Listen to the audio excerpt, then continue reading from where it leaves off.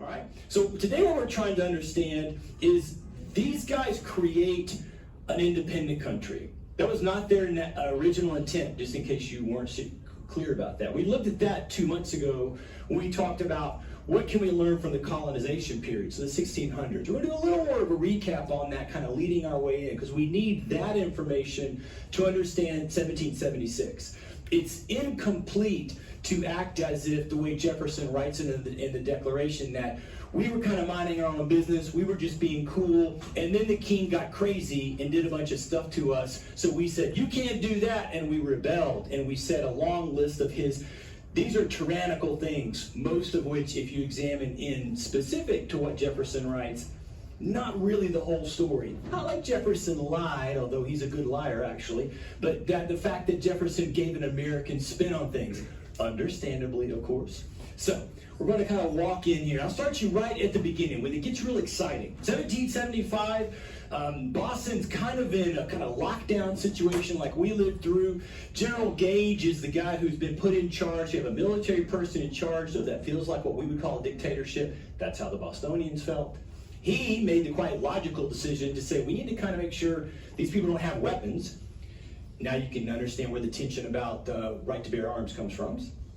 And so he goes to get them. It blows up in his face because the revolutionaries had spent actually several years building a quite thorough network of communication. He had pulled this off once already, and the fact that he did pull it off, took some arms that had been gathered, led him to think, okay, I mean, the revolutionaries think, we got to be tighter than this. So Paul Revere and many others worked hard. And so ultimately it leads to the blow up in Lexington, where the shot heard around the world was fired.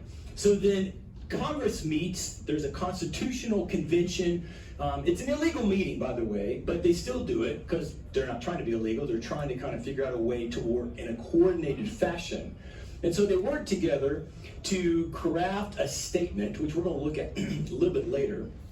And so they write a letter.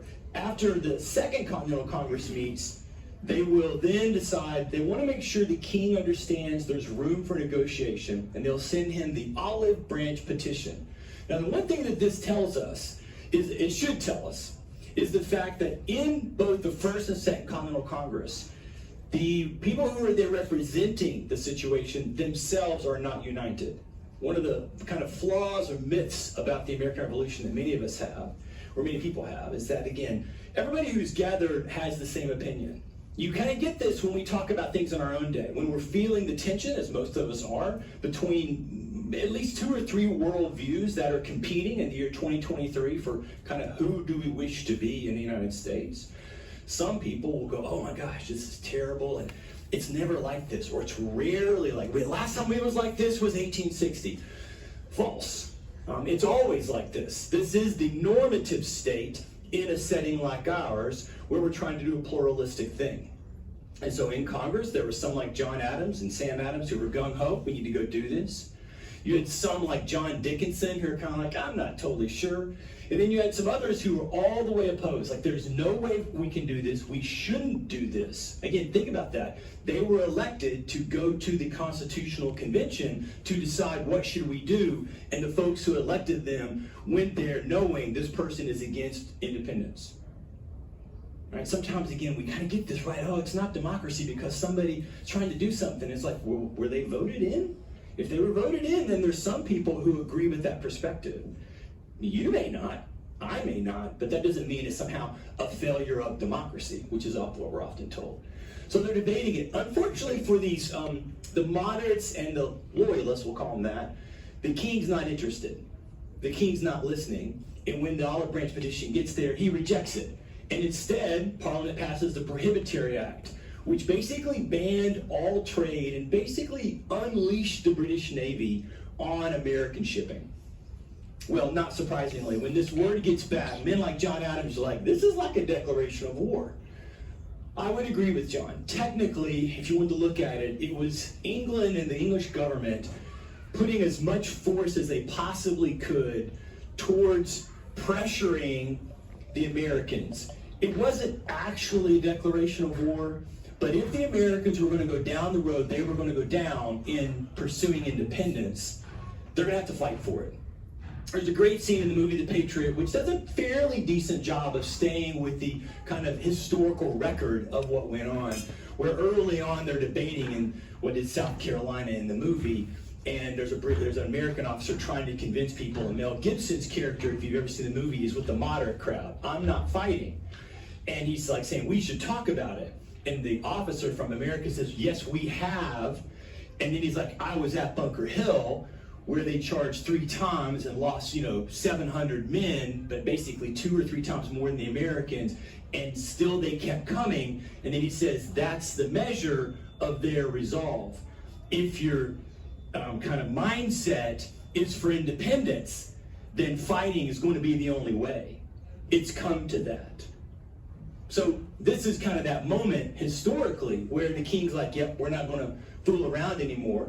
And so John's like, we got to get out of here. So then in the Second Continental Congress in May, he then will introduce a resolution that basically is a statement of declaration. He was criticized for it. It passes. One of his critics said, you're basically trying to break the country apart. And as you can see, he said, no, this is independence itself. This is why long for his life, till he dies in 26, Adams believed if we were going to have fireworks, we should have fireworks and a celebration in May, not in July. Because in July's, you may know from when we've done sessions here or your own study, July 4th was perfunctory. July 2nd was kind of important, but not the 4th. The 4th's kind of an unimportant date in the whole story. So it's always kind of funny that we celebrate it. But for John, May. We should celebrate May. And as you see, he wrote to Abigail, he thought this was the most important resolution that has ever been passed in the country. Well, it passes on the 15th, and on that same day in Virginia, they also passed a state resolution to the same basic measure.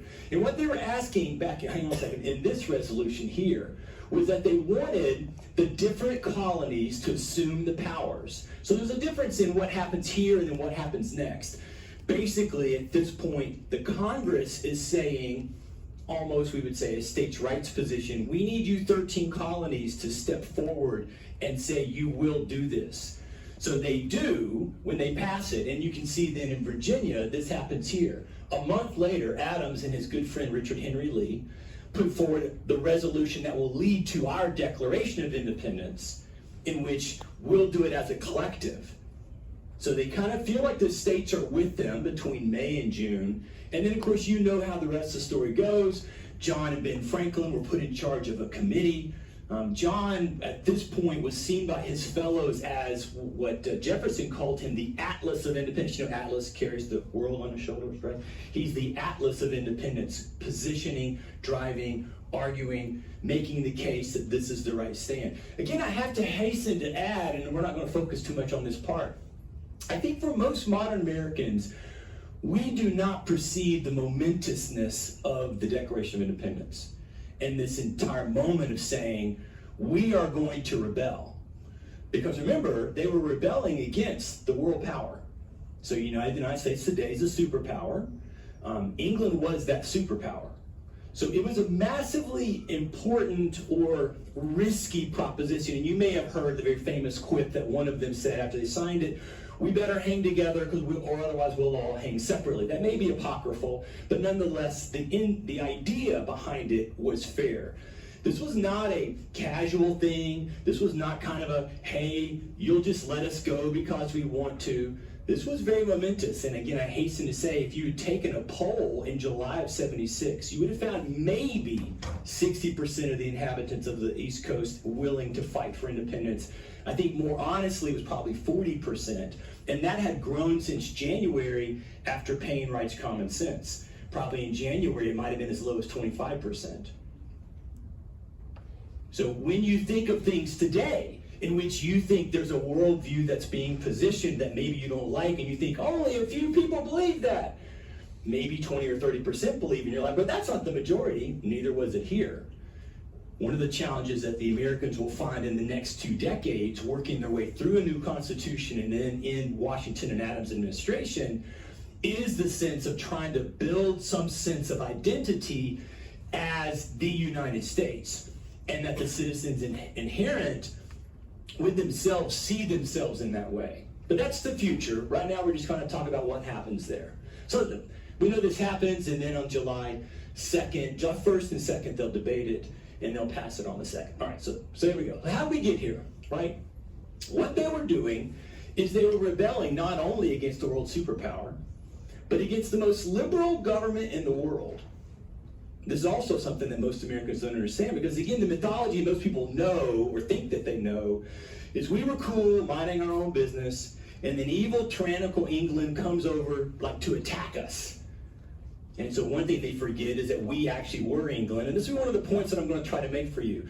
What the Americans are going to argue over the next decade and a half between the end of the French Indian War is that we are British citizens, and as British citizens we have some rights, and the decisions that are being made are impinging upon or completely avoiding the rights that we think we have as British citizens.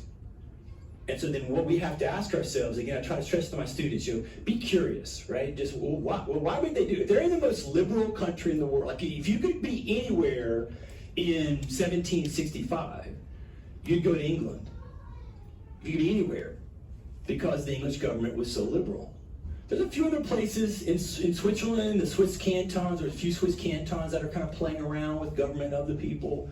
Venice is often pointed to, although basically the Doge who was in charge was basically like a monarch. But sometimes Venice is pointed to. A few of the places maybe in the Italian city-states. But by and large, there was no place on the planet that you could go to that you could really have experienced what we consider freedom of rights. Okay? So what were they doing?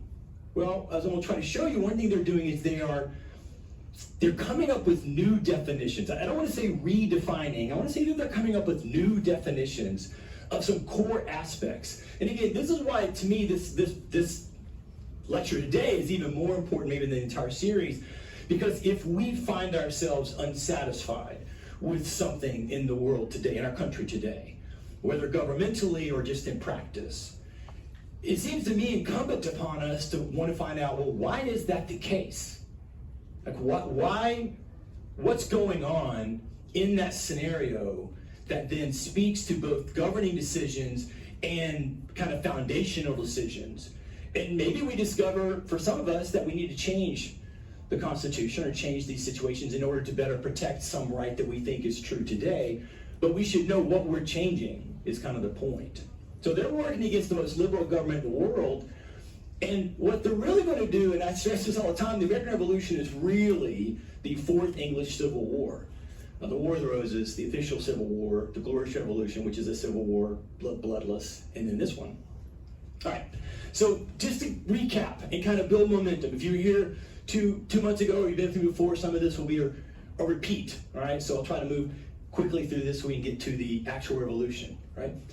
The Renaissance happens in Europe, roughly, we'll say, late 1300s through mid-1500s. And the Renaissance presents this idea that was something from antiquity that had been lost for over 1,000 years. I'd say over 1,400 years. That says broadly, the human has value. That the human has agency. That she can think for herself. That he can dream. He can have process. And from that, as you move then in through the 1500s into the 1600s, you see really throughout Europe, but it's England where this really becomes the dominant questions first. You end up with this question, well, wait, if she can think, if he can process, should he not have some potential to contribute to the decision-making of the civic structure that they're in? And equally important for them, maybe less so for us, if it's true that I have agency, does that not mean I should have agency in my interior self? Meaning, I may not need someone over me in the sphere of spirituality. That I can interface with God or the gods, if I so choose, without having to go through some human agent to do so. Because I have agency, I have ability. This is why the Renaissance is the most revolutionary moment in time. I have some colleagues who are big Enlightenment fans. I am not, because Enlightenment is merely, underline all caps, merely a product of the Renaissance. No Renaissance, no Enlightenment. The Enlightenment thinkers have value, they're important, but they're really just standing on the shoulders of the Renaissance. The Renaissance has unleashed the world you and I know today.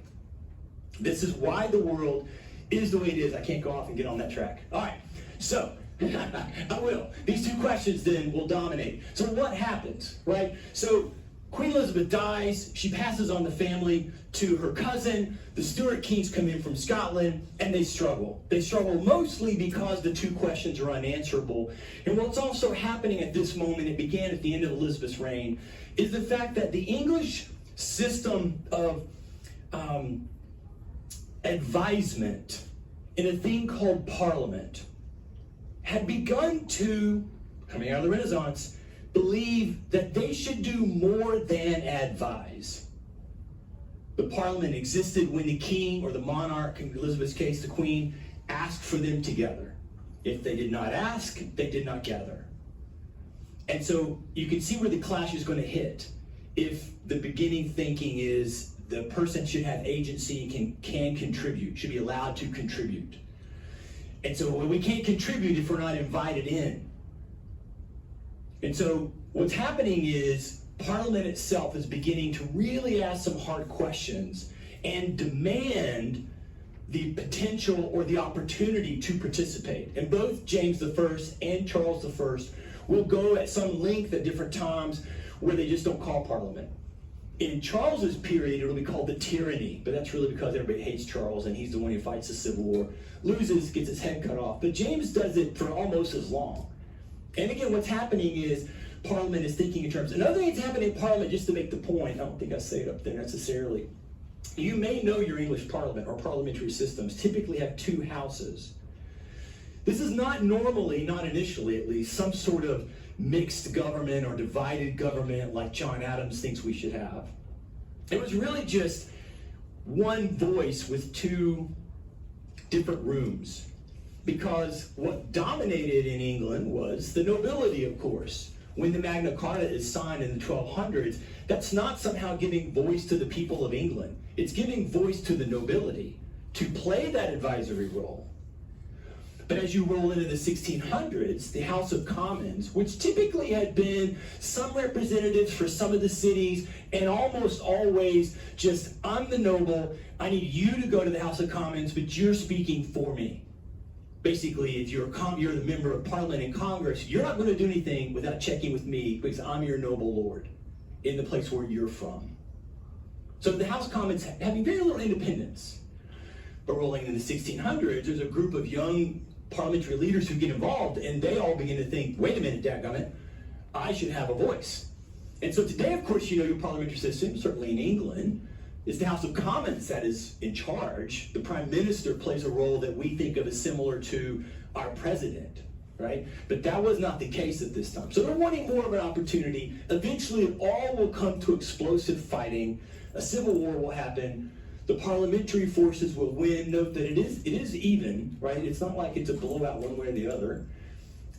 Eventually, the king will be quite successful, but over time, he will not be successful. And part of that lack of success is that Parliament will create the Redcoat Army that we know of. When you think of the Redcoats in the American Revolution, this all comes from the Civil War. And they'll create what was called a New Model Army. And this is where you run into our friend Oliver Cromwell. The New Model Army, they'll actually train, they'll actually march together, they'll practice, and they'll be a superior fighting force, and they will eventually win. The Scots get involved. It's a long story. Maybe we should do a whole session sometime on the English Civil War. But in any case, Charles will lose. He'll be arrested, found guilty, and then ultimately beheaded. So then this let the English go on, well, what do we do now?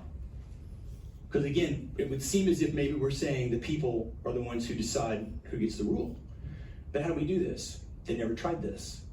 So they'll try a thing called the Commonwealth, which we'll come back to in a second. But in general, it doesn't go well. And eventually, by 1660, the desire of most British people will be to reinstate the monarchy.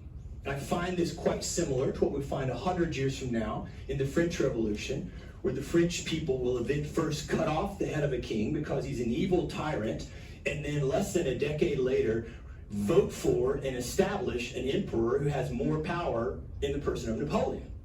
They vote for Napoleon to become in charge. He doesn't just take over. So it's kind of this weird, why did they do that? Well, simple answer is they were more comfortable with a single leader that they could look to as the head of state than they were without.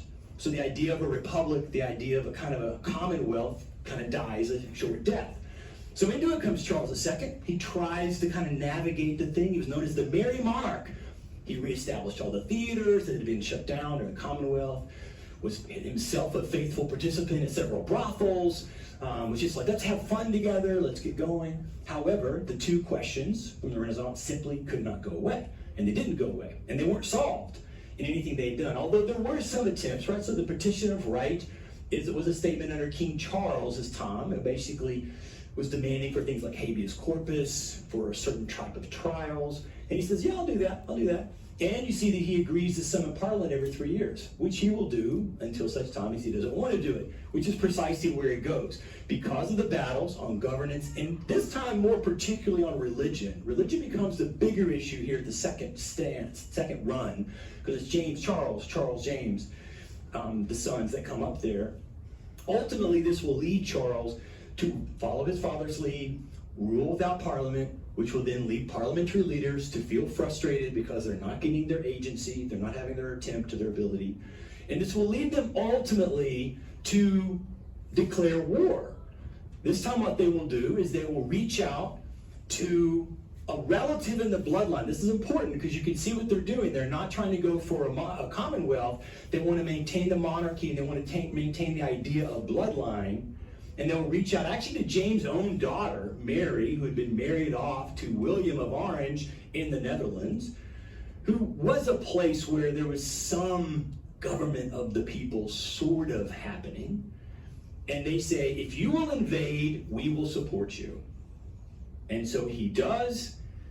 Fortunately, from a blood point of view, James chooses not to fight. He basically runs. So it's also known as the Bloodless Revolution. And he flees. William of Orange and Mary are instituted as dual monarchs. So Mary, married to William of Orange, is our second queen, head of state.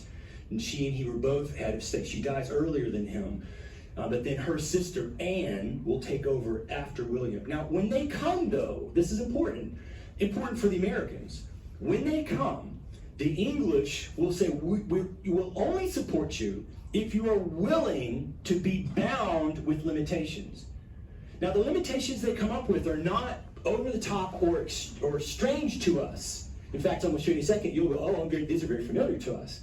But again, I must stress for you, in 1688, 1689, you would have found no place on the planet that was saying what these guys were saying.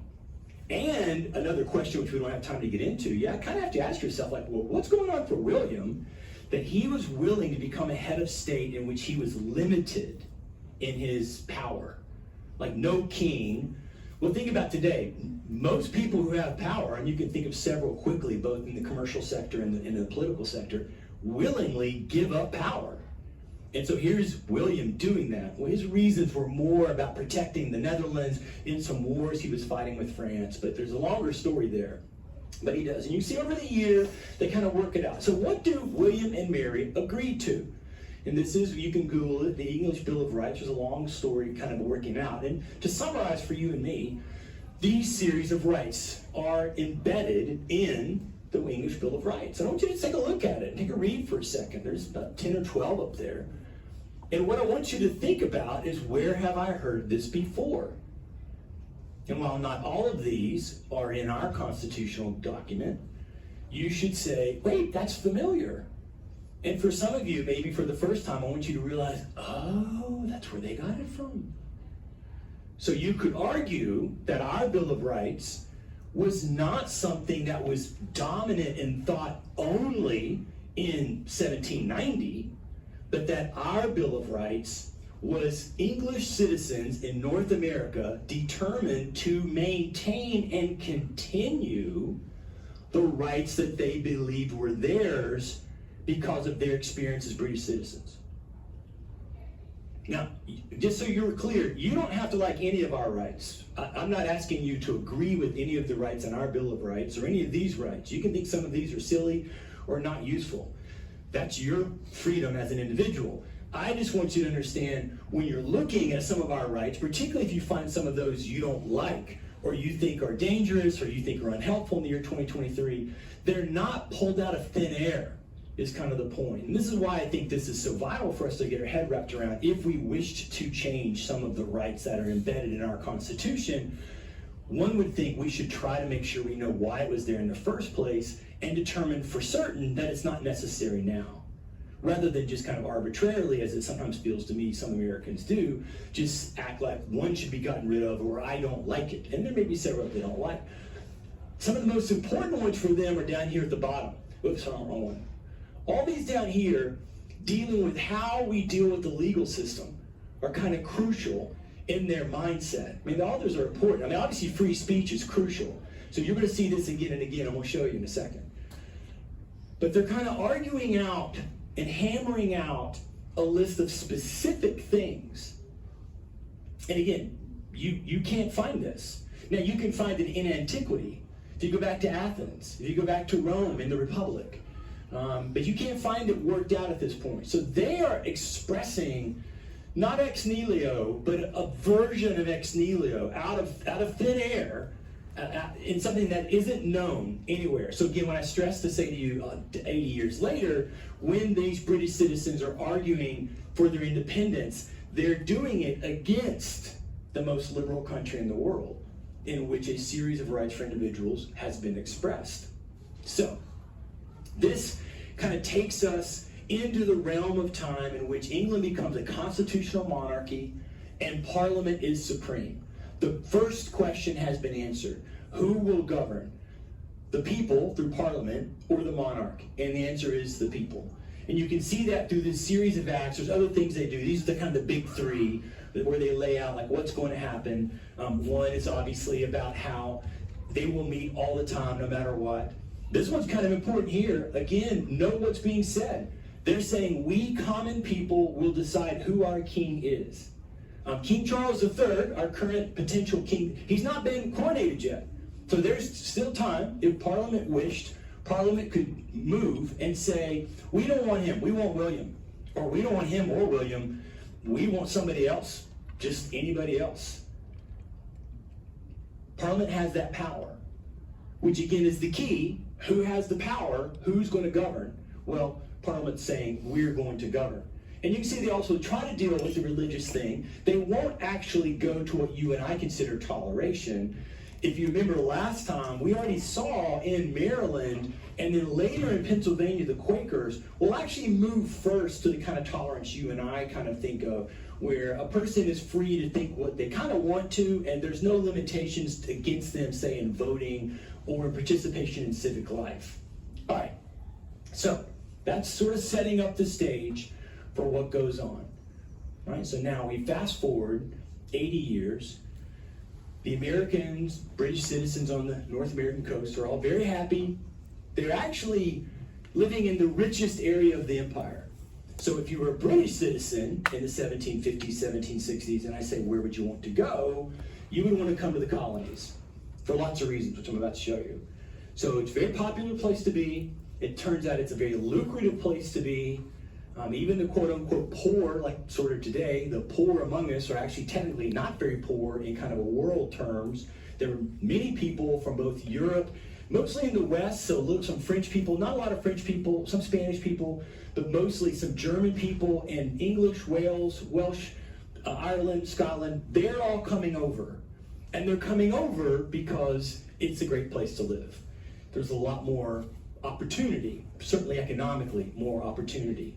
And in the century, or 80-ish years, between the Glorious Revolution and the beginning of the Revolution, what you can see is each of the colonies is practicing and living out a version of government of the people. There's variations. If you studied all 13, you'd find some uniquenesses about how that had it set up. There are changes along the way. Most will go from being very independent to being what are called royal colonies. so that by the 1740s and 50s, there is a person who is established as the executive office who is put there by the king, so that people don't get to vote on that. So you can see, though, how they would begin to really build this idea of a mixed government where power lay in more than one spot. So the governor's got some power, but the elected legislature has some power also. So we're kind of working all that out as we go. Now, into this time period, we begin then to get a series of thoughts about, well, what are the possibilities? And if you've been here before, when I've been lecturing on just about anything relative to governance, you've seen this already. So I apologize because there are some familiar faces in the room. But I can't not handle this because, again, it lays this foundation. And quite honestly, for me, if you can understand this man, even more than the next man I'm going to show you, you can have a better understanding of the tensions in our country and perhaps some of the possible solutions. So there's some ideas being emanated in the time of the Commonwealth. And this man, Thomas Hobbes, is writing leading into the Commonwealth and thinking, well, what would be the best governance in a setting in which you affirm the people have a place to play? Hobbes is the first one to talk about a social contract, that the citizens in a certain place, at some level, whether open or indirect, subconsciously, have a contract with each other. We in this room, if we got on a rocket and went to Mars and we're going to live there, there's a sense in which we would have a contractual interfacing with each other if we wanted it to be successful. And we need to figure out, what does that look like for us? Most of us would say, I want to figure that out before I get on the rocket, which would be the correct answer. And so Hobbes starts us off.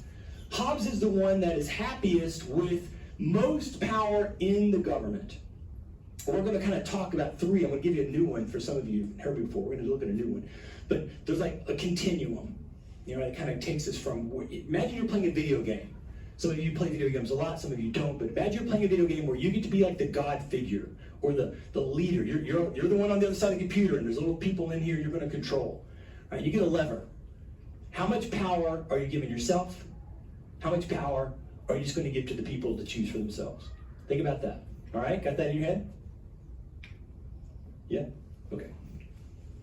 So, for Hobbes, and they all come at this from a kind of human nature point of view.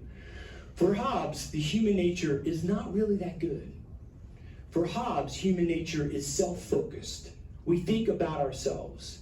And because we think about ourselves mostly, or perhaps all the time, the social contract would quickly break down in a variety of ways and moments. And he argues there's three ways, right? We often are in competition, we're often in pursuit of safety, and for some of us, we're in pursuit of glory. And he elaborates kind of like what these look like. But these three arenas are the place in which our self-focus can lead us to conflict. So, of course, then, in a society where there's constant conflict, nobody wants to live there. So for Hobbes, to maintain the social contract, the central government must have the most power, to the point that you're afraid. Well, he doesn't like the word afraid, but we use the word we don't talk about a lot in our day, but the point that you are in awe. And because you are in awe, you won't foolishly just go and do random things, because you'll be thinking, wait a minute, what does the government think about what I'm about to do? And so if you think in competition, you think, I want to be ahead of you, so if I eliminate you, I'm ahead of you. Or if you think in safety, and so I'm afraid of you, so I really need to kill you now so that I'm no longer threatened. If you think in those terms, the next thought in your head, Hobbes wants, is this idea of the government to which you are in awe of, meaning they have the supreme power, and you will be in big trouble for these actions that you take. He calls this the Leviathan, coming from the biblical imagery of this kind of massive beast. And so I tell you, next time you go to New Smyrna or Cocoa, stand on the beach and imagine, what would you do if, like in some Marvel movie, some 100-foot creature comes up out of the water? And I know most are like, that wouldn't happen. Play with me. Imagine, what would you do? Most of us would not go, hey creature, what's going on? Most of us like, oh my God, run for my life. Right? That's what we do. Some of us, because we feel, I can't outrun this thing, we just probably get on our hands and knees and bow down and hope that it might accept my worship, or it might just miss me in the sand. I mean, I don't tan very well, so I'm kind of white, and so that would work, right? Hide in the sand, right? but we wouldn't think we could compete with it. That's Hobbes' view. Hobbes is often erroneously accused of only wanting an absolute monarch. He does not. He admits that it could work with a parliament. However, he does say that a single leader would do it best. They could do it quickest, they kind of work things out easiest. And on that, historically, he's correct. It is easier, it is better, particularly in the sense of speed, for there to be a single leader. And for what it's worth, I think Hobbes is right. That is somehow in us as a species. This is kind of what I studied. How do societies morph and change? What is the human species about? And from where my historical study takes me, and I think you see it even in our own day, if you're honest about it and you think about it, is that somehow, maybe to go into a Freudian type of thing, we want a parent in charge to just take care of it, so that I do not have to expend my time and energy and money in trying to take care of it. Just do it for me. Do it quickly. And you hear this to some degree when you hear people complaining about our current Congress, and I mean over the past, say, 40 years, moving slowly, and it makes them frustrated. Well, I should go faster. That person is basically, with Hobbes, asking for a single absolute power who can just snap their fingers and get it done.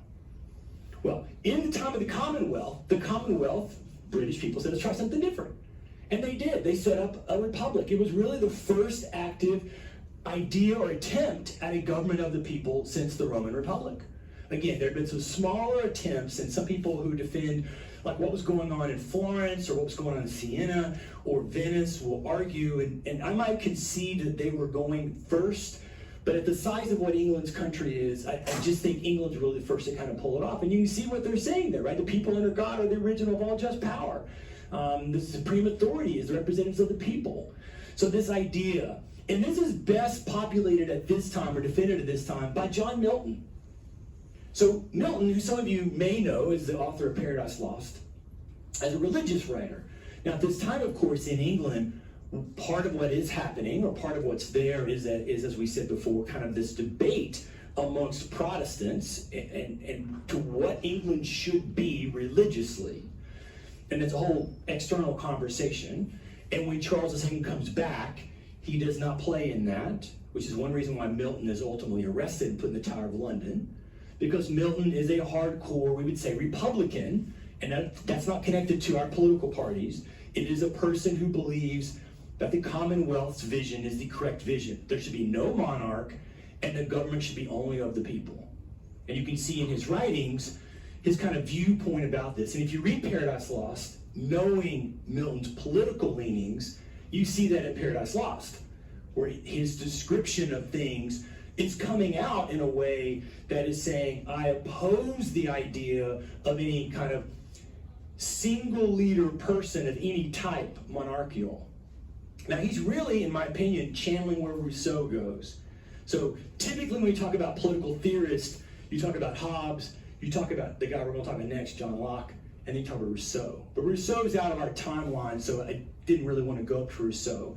But in general, this is the viewpoint that we need no monarchy at all, and we can do it ourselves. Now, Rousseau would differ from Milton because Rousseau really wants pure democracy, and Milton is not asking for that. But he is basically saying, Milton, that the people can do it themselves. And maybe if he had been alive to read Rousseau, he might have said, yeah, I'll go with that, meaning he might have been someone who was willing to support democracy. He would have been in isolation at that point, and he'd have been in isolation with our founders. Our founders are doing what they're doing, while at the same time, Rousseau is writing, and they at large reject him. Right, so we'll come back to that in a minute. So, the third one, of course, is Locke. Locke's the most famous one, and you'll see he gets the most ink time from our founders. But the short version is Locke, writing at the time of the last days of Charles and then James's 3 years as monarch, or 5 years, sorry, of monarch, and then the revolution.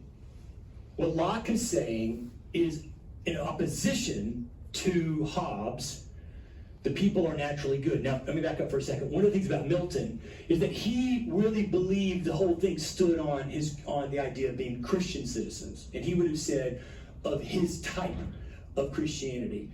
So you can see why that becomes limited, although at that time it would have been a larger percentage, but the odds of him being able to somehow gather like 100%. And Milton would be opposed, I mean, people would stand against him on the grounds of what they had just gone through with the Commonwealth.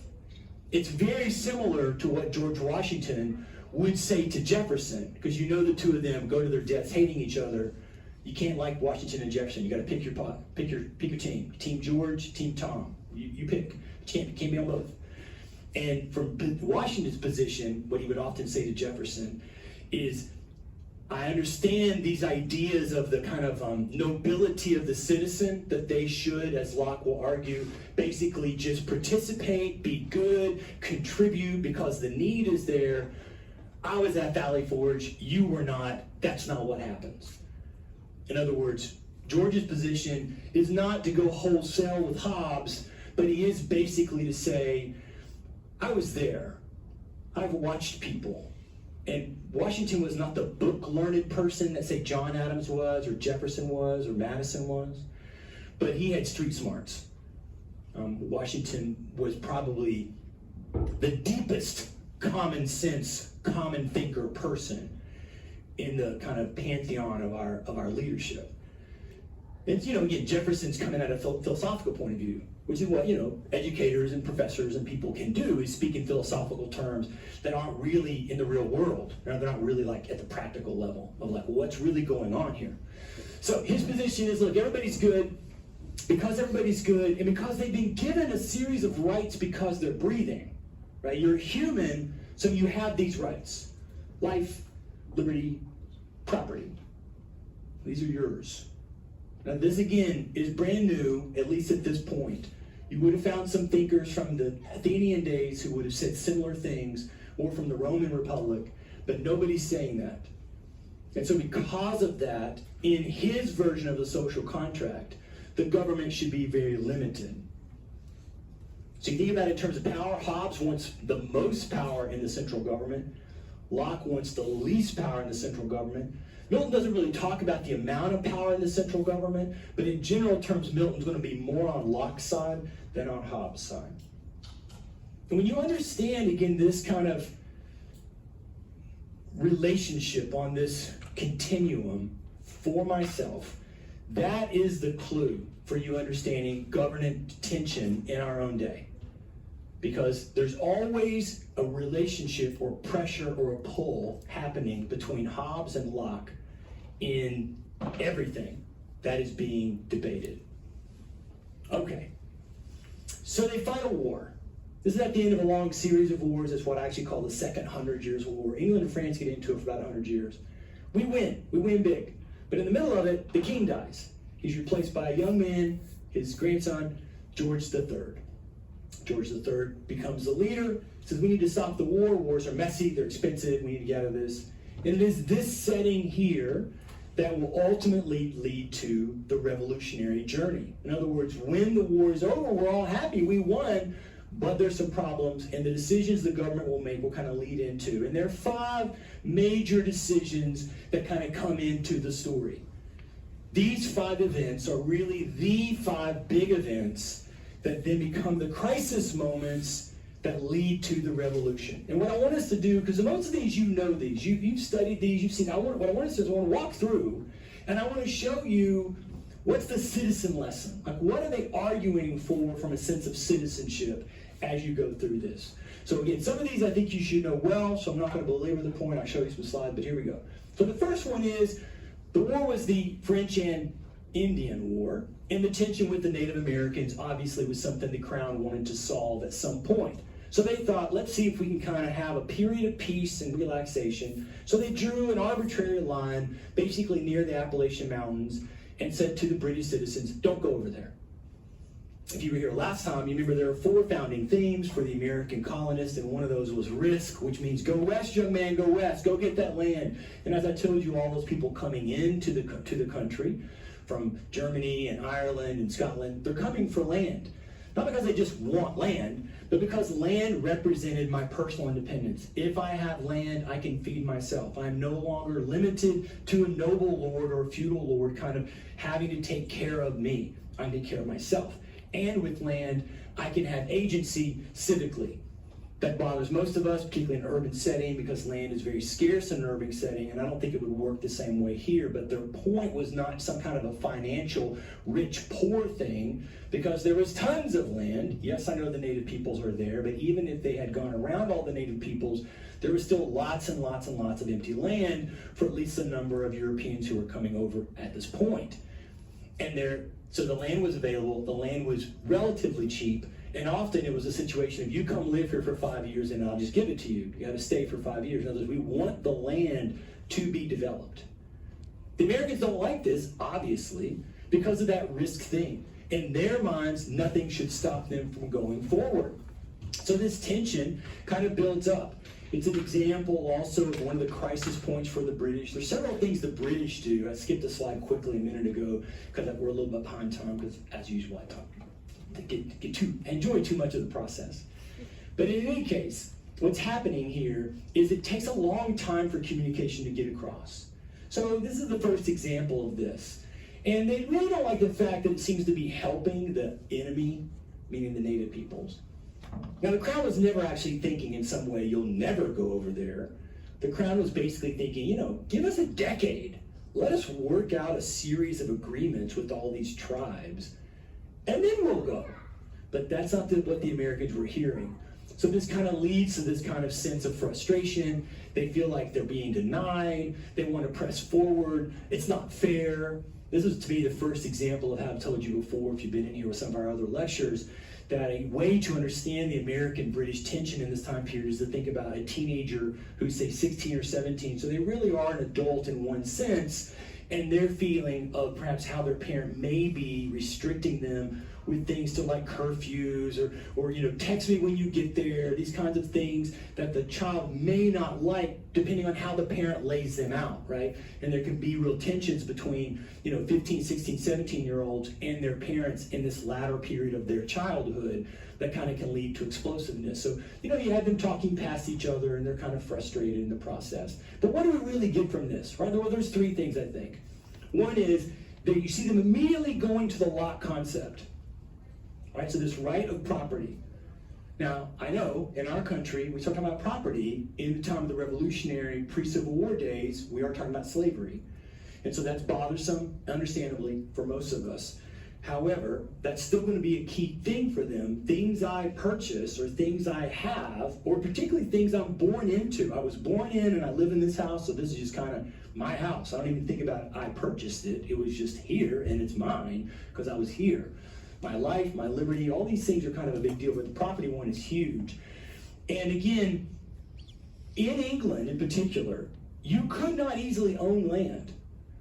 Meaning, back to the tension of who gets to participate, and I as a Renaissance individual having the agency that I should be able to participate, I would still find myself denied.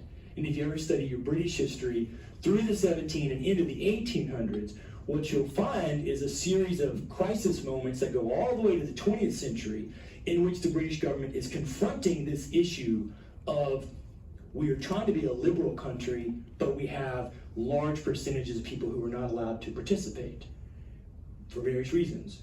How do we fix that? And they will. As they go to the 20th century, England will continue to press forward and come up with reforms and changes. But currently, at this point, it's a land issue, and there's just no land, so they're able to get the land. And I think this also points to what the Americans would call kind of the right of free movement. Now, to really understand this, you have to remind yourself what it was like in the feudal system. It's not quite fair to say the feudal system was a medieval version of slavery, because particularly for us, what slavery looks like, we all sort of have that locked in our heads. So there weren't chains, there weren't that kind of a thing. But there were serious restrictions for most peasants, of which 90% of the Americans in 1770 here in the North America are of peasant stock. My ancestors were there. 3 German brothers came from Central Europe around the time of the 30 Years' War. My direct ancestor, after they moved into Philadelphia, came south, left his brothers. One stayed in Pennsylvania, and we're not sure exactly where the third one went. But they're peasants. They're just fleeing the feudal system.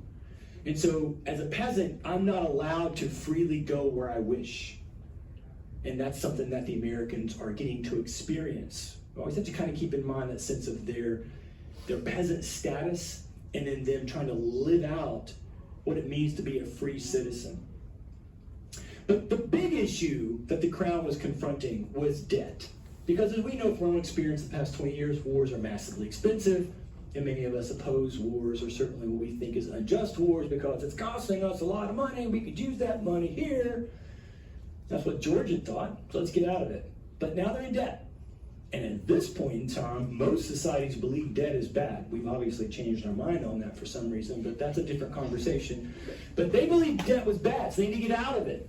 And so they realized something. What they realized was one reason why it was so lucrative to live in the colonies is because they didn't pay any taxes. The American citizen paid roughly 1/50th of taxes that were due from a citizen. Pretty sweet to be living there. Nobody was asking. If nobody asked you to pay your taxes and it wasn't something that was happening from your business, you might go, well, nobody asked, so I kept it for myself. You don't really see a lot of people just writing checks to the government. Hey, I hear we're in trouble. Here's a couple of bucks, right? Don't get me started. Okay. So, what they come up with is what you and I would feel quite normal, but at the time was quite explosive. And that was an indirect internal tax. It's similar to what you and I have as our sales tax. It's the simplest way. It's not a sales tax, but it's basically like that. So when you leave here and you go shopping at Target and you pick up a blouse for 20 bucks, you walk up there and they ask you for 2107, none of you argue the point. You don't go, wait a minute, here's my 20. I'm paying you 20, it says 20, I'm paying you 20. You wouldn't get away with that. So you just give them your card and whatever, and you just pay your tax and walk on. It's normal for us. But can you imagine if someone came from another part of the world to live here in a place that had never had a sales tax? And they walk into Target, and it says 20 bucks for the blouse. They're like, I like that. And they pull out a 20, and they walk up to the thing. Can you imagine how frustrated they would feel if they're like, wait, why are you asking me for another $1? It says 20. That's where they were, because the colonists had not had to stamp this kind of tax before. It was normal in England. England had this kind of internal tax, but we did not. Not one specifically that came from the crown. And that really becomes part of the problem also, because the colonists, in particular those who get the angriest about it, will complain about the type of the tax, that it was a tax that they could not avoid, right? So the difference between this and, say, an external tax would be what you and I call a tariff. So the one that's most famous this time was the Sugar Act that had been passed the year before. Well, if I don't want to pay the sugar tax, I just grow my own sugar. Or I won't use any sugar. And so if I choose not to use any sugar, then I don't have to pay that. But I get the choice. It's sort of like today we have a tax like that. It's called a stamp. If you don't want to pay the post office, don't mail something. And then drive to wherever you need to go and hand deliver it. Or use some other mechanism. But you have the choice. You're not forced to use the U.S. Post Office. You probably do, because you may not want to drive 10 states away to give somebody a note. But still, you don't have to use them. That's the idea, right? So, even though Grenville, the Prime Minister, had spoken to representatives, it's kind of important here, because what we're going to start arguing as this opposition raises is that we did not have representation. And so this kind of gets to this issue of how are we defining this concept of representation. There's going to be two types of opposition. There's kind of a street gang type thing, burning people's houses down and threatening people, and quite honestly committing acts of terror with like tar and feathering. And then there'll be a more sedate, lawyerly, thoughtful opposition that gathers, writing letters to the newspapers, writing letters back to England, arguing the point, making political speeches like young Patrick Henry does. So, into this, the one that they're going to argue the most for was that our liberty has been opposed, and because mostly we're not representative.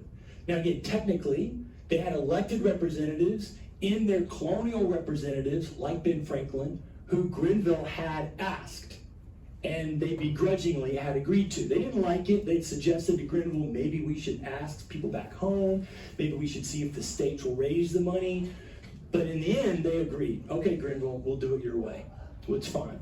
So Grenville's argument, he was relieved of office after this. His argument was, I asked the colonial representatives. Who am I supposed to ask but the representative of the colony?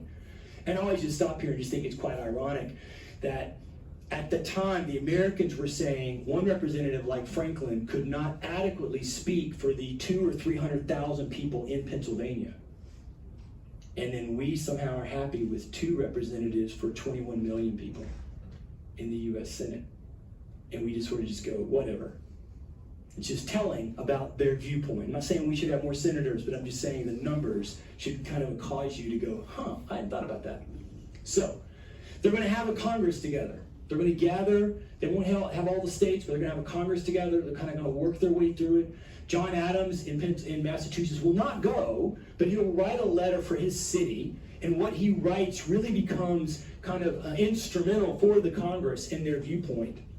And Adams is really the only person, or one of the first people, who is not focused on the representation issue, because I think he knew technically we had representatives, but one of the aspects of the Stamp Act that was coming out was that anybody who opposed the Stamp Act and thus broke the law would not have a trial in the city and not have a jury trial, but would instead go to what was called the Vice Admiralty Courts, where basically a representative of the British government would rule on their own, kind of like a military tribunal, which for a soldier is fine, not for a citizen. And so he points this out here, that the most grievous innovation of all is the alarming extension of the powers of the courts of admiralty.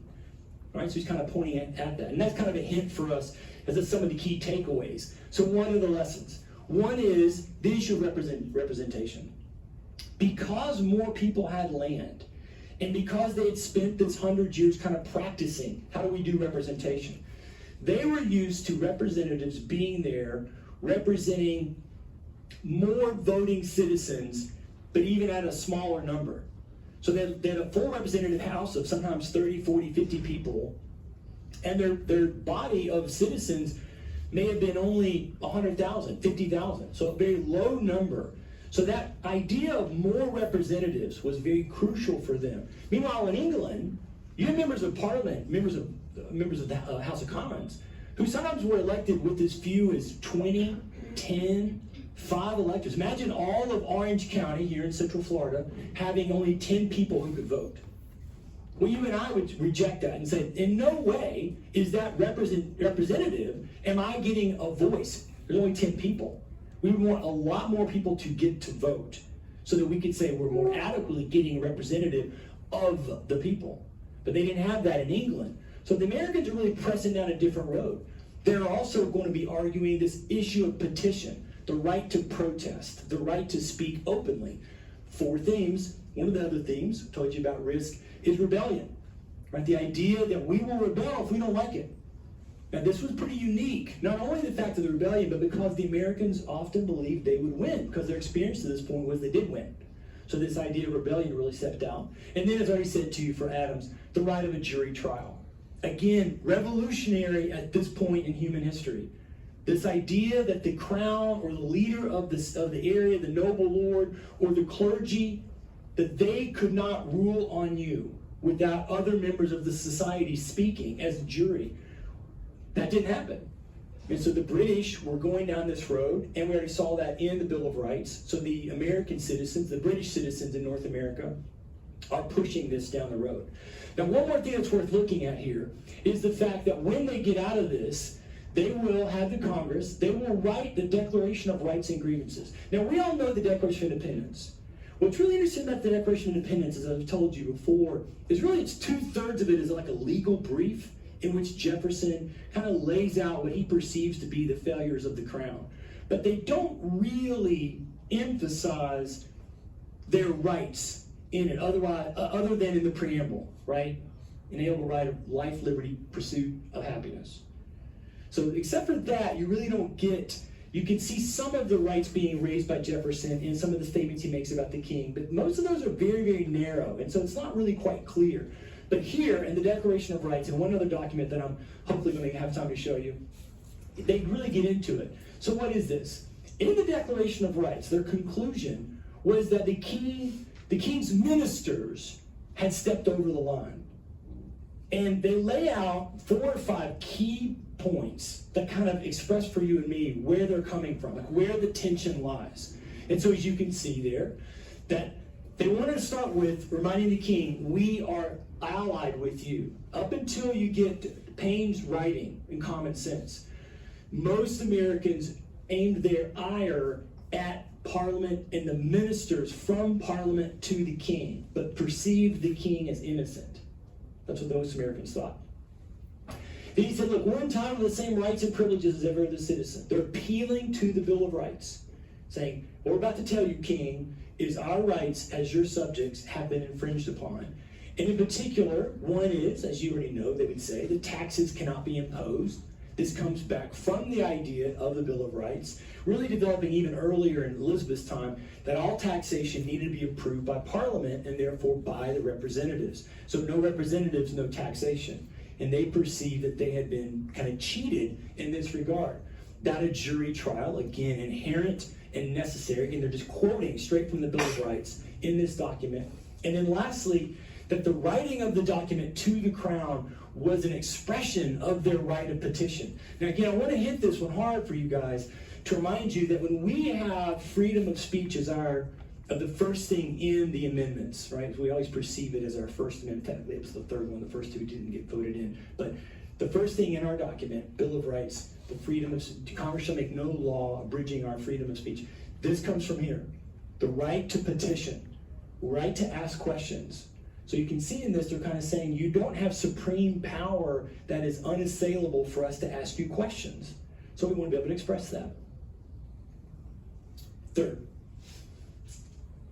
when the Stamp Act went down, Ben Franklin, who is still in London, was asked to come to Parliament and answer for the Americans. So he does. He's put on trial, basically. In the trial, a lot of things go back and forth. It's very political. It's very insightful to read if you ever get a chance to read it. But in it, he's asked the question of what exactly was the complaint about the Stamp Act tax. And his point was, it was, as I said before, an internal, indirect tax. It wasn't a specific thing. So then he followed up with another question. Are you saying then, Mr. Franklin, that the British citizens in North America were satisfied or not unhappy with an external direct tax? And Franklin, thinking to the Sugar Act, said, yes, we were happy with those. The next government calls his bluff. Says, okay, that's what you say. And the Chancellor of the Exchequer, Charles Townshend, the guy in charge of the money, puts a direct tax on basically every possible good that was coming from England to the colonies. Because you know what they're trying to do? They're trying to handle the debt issue. But now they're also beginning in England to debate the issue of governance. And when they left the Stamp Act, one of the things that they decided was, dadgummit, we're in charge. And so they passed a thing that said, we're in charge. And so now there's a sense in which they're doing more than just trying to raise the money. Well, you're not surprised that people didn't like it. They got angry. They couldn't believe it. And they went ahead and they started boycotting goods. It was called non-importation. And then this, of course, leads us to the Boston Massacre. This is a great example of how the communication issue worked in our favor and worked against the British. Revere had his propaganda masterpiece already up and down the seaboard so that everybody knew that this event had happened before they ever learned of it in England, in London itself. And of course, I've told you before, only one of these two words is true, but if you look at the propaganda piece, it looks very true. The British are all in a nice line. There's a commander giving a very clear order to fire on these poor innocent people. If you got close, you could see kind of that their faces are very sharp and angular, and here these guys are drawn very soft and subtle and sweet and kind. And there's two very clear signs here. This one says custom houses. Why are we mad? They're taking our money. This one says butcher house. Who are these people? The butcher. And it's hard to see it, but right up there is an assassin, a sniper shooting from a window. The British were ready. They were attacking the poor Americans. Of course, none of that's true at all. A mob of people attacked these poor soldiers who were just minding their own business, and a commotion happened. And that's what John Adams will prove in his defense of these guys. He gets the captain off easily because the captain just showed up and tried to calm things down and was attacked, and he didn't declare fire. And then the 8 soldiers are put on trial in December, and Adams masterfully gets them out. And he himself says this is one of the best things that he ever did, because do you expect them to, when they're being beat, do you expect them to behave like a Stoic philosopher? And of course the answer is not. And that's where he says very famous, facts are stubborn things. Whatever may be our wishes, they cannot alter the state of facts and evidence. So 2 were convicted of manslaughter. They had their hands branded and were sent home. I think all 8 actually were sent home, but that was it. It was solved. But the taxes weren't raised. After this event gets to London, they'll repeal this also. But what do we get from this? Well, one is something that becomes really, in our minds, an important thing as Americans, and that is there should be no standing armies. Remember, at this time, there's not a thing called a police force. So when the events of the Stamp Act started getting really messy, the only way the British could protect their citizens was by the troops. And why were the troops still there? Because of the proclamation line. These all kind of began to weave together. So the troops were brought into the towns to try to protect the citizens. As that is happening, of course, then they're playing the role of policemen. And as we know from some of our own events, such as in Iraq, soldiers playing the role of policemen is very, very difficult. It's not really what they're trained to do, and it's really an unfair ask of the soldiers.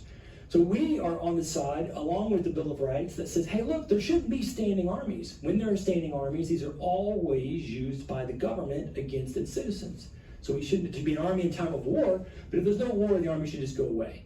So this is why the Americans really double down on this idea of, say, a militia kind of process. And then again, you get this kind of right of trial with a jury and also a defense lawyer, and the Bill of Rights kind of playing that role out. Okay, where are we? We're close. We can make it. Is the crisis averted? Well, not really, because Parliament leaves a tax on tea just to prove the point. Now, for most of us, tea is no big deal, but as I tell my students, imagine that there was a tax of $10 put on Coke and Pepsi and all their products. And you're already paying $2.50 at the, some of us remember when it was $1 or less to get our Coke or our Pepsi, our Mountain Dew, and imagine it was now $12. Many people, maybe not you, but some people would freak out. There'd be rioting in the street, or there'd be angry letters. And Coke and Pepsi would be mad, as you can imagine. Tea was a big deal. A new government tries to solve the problem by doing nothing for 3 years. But at the end of 3 years, that guy, Lord North, needs to solve a different problem, which involves the East India Tea Company. And the short answer was what that guy tried to do was help the East India Tea Company while also preserving Parliament's right to lead through the process, and that the British citizens in America would admit that the government is Parliament and the king in Parliament, and we'd all be good. We'd all go from there. We'd solve our problem. Because again, what the Americans are arguing is maybe we don't like that process anymore. So what he wanted to do was allow the tea, this map's not got anything to do with it, but it's just got India on here, so it's useful. The tea to come from India and go straight to the North American colonies. That would cut the cost, the expenses for the East India Tea Company. It would avoid a tax that was in England, because there was a tax in England. So the tea would get taxed if it landed in England. So then it would go up in price automatically before it ever sailed over to the New World. Great, lower the price, make everybody happy. But it didn't make everybody happy because men like Sam Adams recognized what was going on. If we buy this cheaper tea, then ultimately we will find ourselves admitting what the Crown wants us to admit, which is Parliament is supreme. And by this point, Sam Adams and guys like John Adams have basically put their foot down to say, you know what, I don't think Parliament is supreme, and we need to figure out another solution. They don't know what the solution is, but they want to try to figure out another solution. So, of course, as you know, they had the Boston Tea Party. Wasn't really a party. This also happens in New York and Philadelphia and a couple other places where there's like pressure put on. In New York, they will also dump tea in the harbor after this in '74. In other places, there'll just be so much of a commotion, the ships will leave. In this case, the governor of Massachusetts did not let the ships leave, leading to the blow-up. All right? So then, what do we get from this? One is not so much stated in the Bill of Rights, but something the Americans were laying out that you and I know as simply the idea of capitalism. But what capitalism means, and unfortunately for the Crown, Adam Smith won't write his document until '76, it means you as an individual having the freedom to pursue whatever you wish in the economic sphere. And again, if you remind yourself of what life was like for a feudal person, a peasant would never have that opportunity. Didn't matter how much talent you have, how much ability you have, you would never be just freely allowed to take the risk financially and try to be successful in some arena. And that's the whole idea behind what Smith writes in Wealth of Nations. The Americans were thinking this out decades before Smith ever writes this, and the British cannot conceptualize the concept. So for them, particularly with their theory of mercantilism, if you trade openly and freely, particularly with our enemy, i.e. France, you are a bad person. You're committing treason, basically. So that kind of loses out. And then also the right to petition, again, just emphasizing this point, we have the right to have free speech about something that we're unhappy with. So this kind of raises that theme for them. And you have to remind yourself in 1689, when the British are writing this about standing armies, they are thinking about the trauma that 1642 to 1647 became. And in fact, one could argue the new model army of Oliver Cromwell becomes an agent of tyranny itself. It invaded the parliamentary house. It shut down free speech. It closed off certain things it did not believe in. And so for those citizens in the 1680s, they're reminded of this. So they're saying this now in the 1700s, again, we should not have standing armies, and by extension, we should have arms for defense. Because what had happened in the latter parts of this, in James II's reign, was as he was trying to emphasize protecting for Catholicism, which is fair enough, there were times in which, to try to ease the tensions of people maybe causing conflict with weapons, to take their weapons. And so this idea of raising or having my own weapon that you cannot take from me both sits into the Locke version of protection of property and sits into the idea of, if the government goes off kilter, I have the right to oppose it. And one of the things that really comes out in this moment from the Bill of Rights in 1689 was the emphasis of the British citizens at that time to say, we are not traitors if we oppose the government. We are not doing something evil if we oppose the government, if we believe the government has gone in a bad direction. Because that's kind of a key thing for them, and the Americans are saying the same thing. Now, they're not using weapons at the Tea Party, but they were using weapons elsewhere, which of course, as we already talked about, leads us to Lexington and Concord. So one last thing I want to show you is out of the response of the government will respond, and they'll basically shut down Boston, and it is actually a quite measured response. We've talked about this before. It's not like they went after the whole 13 colonies, but to the Americans, it was the worst move they could make. The Crown passes what they call the coercive acts. We want to coerce people back to being good, a Hobbesian type idea, the Leviathan, right? The Americans called it the intolerable acts. These are intolerable. How dare you do these things to us? So out of that, they said, we're going to meet together in Philadelphia. This time they get 12 of the 13 to arrive. And at this meeting, they again write a document. This one is called the Declaration and Resolves. And in it, they stress yet again the connection back to the Bill of Rights. And I show this to you again. I know we're almost out of time.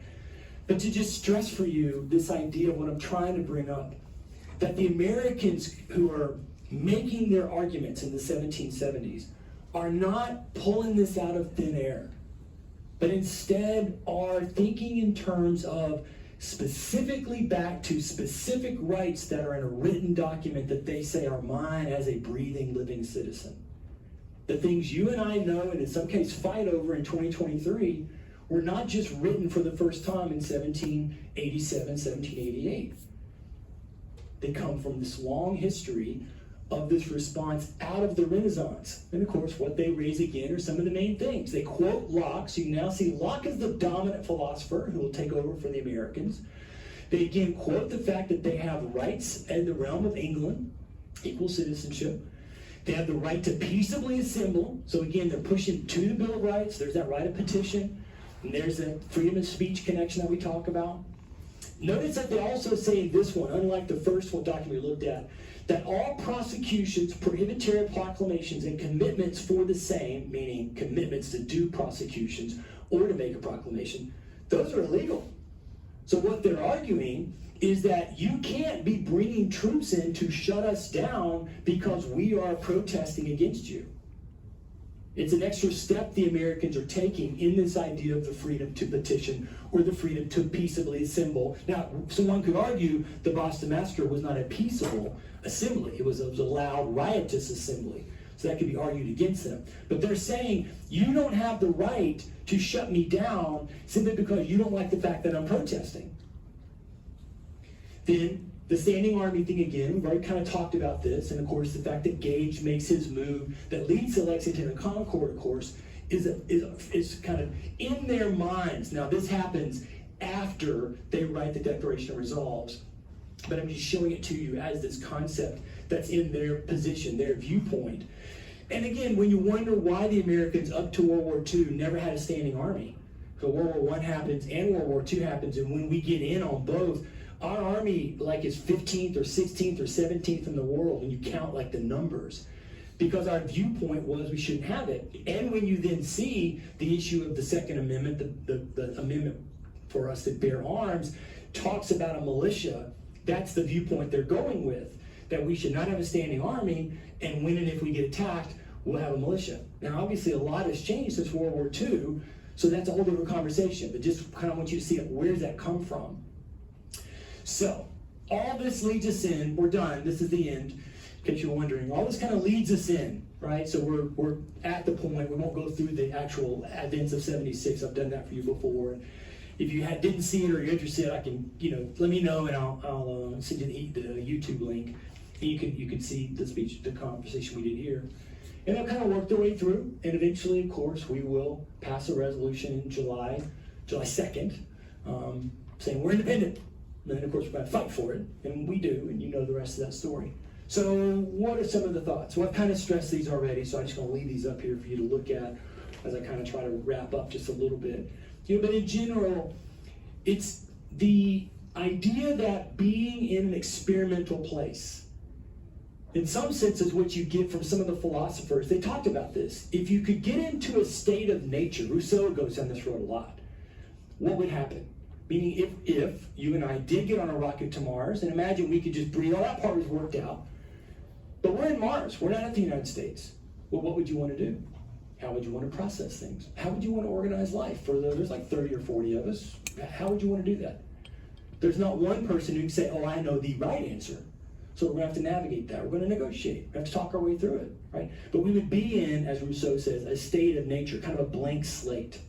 That's where the Americans are. So they're kind of working on their ideas as they're going through. I like to think of the time from Jamestown to the Revolution as us practicing government of the people on training wheels. The British tried it with the Commonwealth, and it got messy, as we talked about briefly. But we were learning from that, and the majority of the citizens come to the New World after that moment, and the majority come after the Bill of Rights.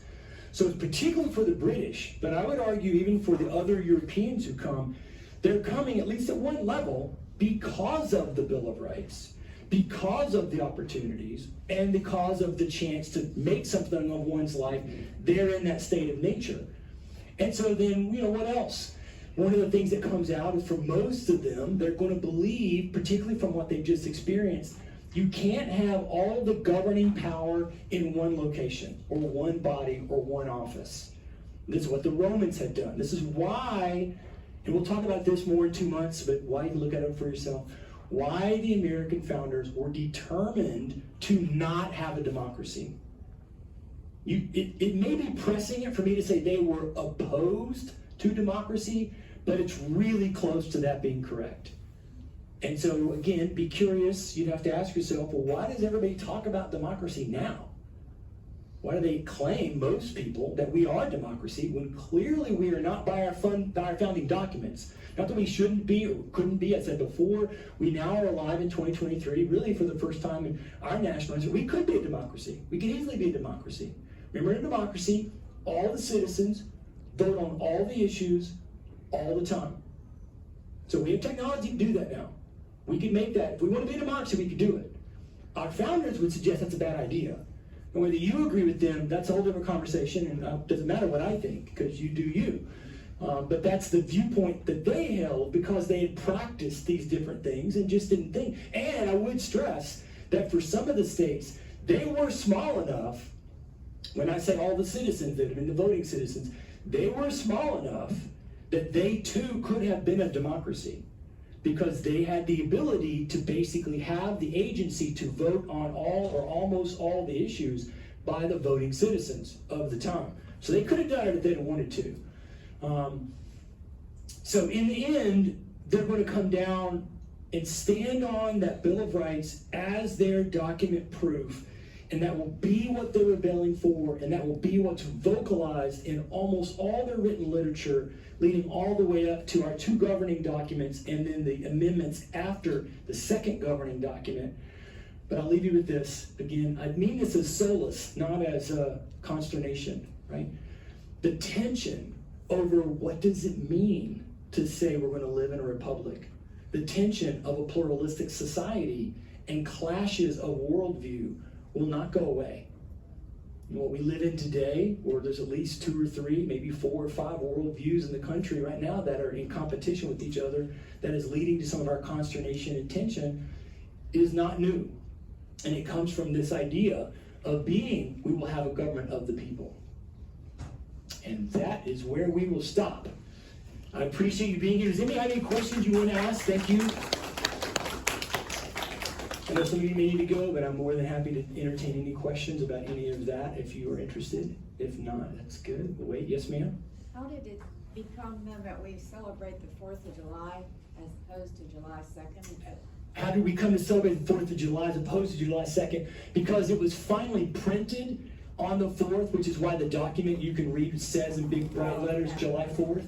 But it was just printed on the 4th. Okay. And because the printer was saying, on this day I'm printing this on the 4th, and Adams always hated that. Yes?